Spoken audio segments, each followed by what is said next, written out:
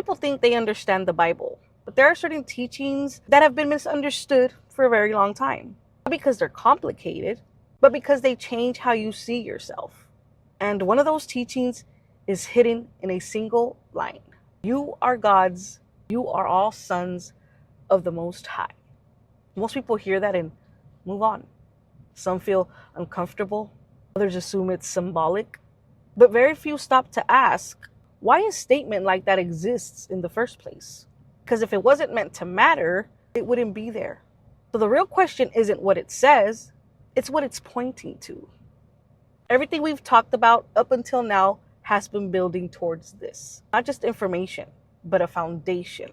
Because once you start seeing how behavior is shaped, how attention is directed, and how identity is formed, you start to realize something deeper. This was never just about the system. It was about you. From the moment you're born, you're given a name, a job, a personality, a story. And over time, you don't just experience those things. You become them.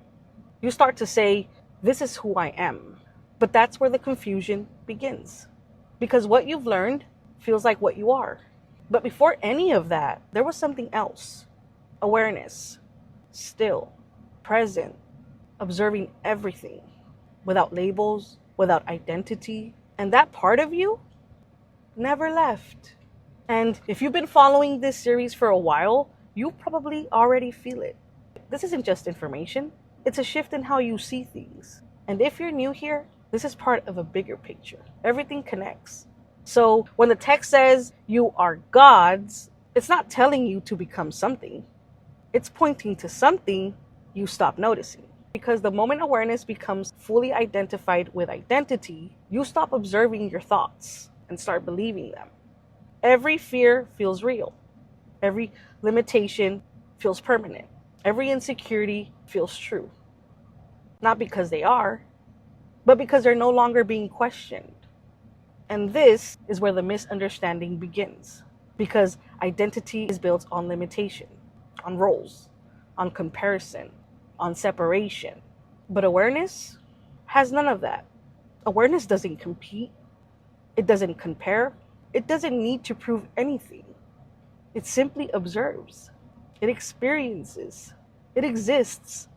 And once you begin to reconnect with that, something shifts. Not outside of you, but within you. And this is why everything we talked about before matters. Because a distracted mind never returns to awareness. If your attention is constantly pulled outward, you stay identified with everything you experience.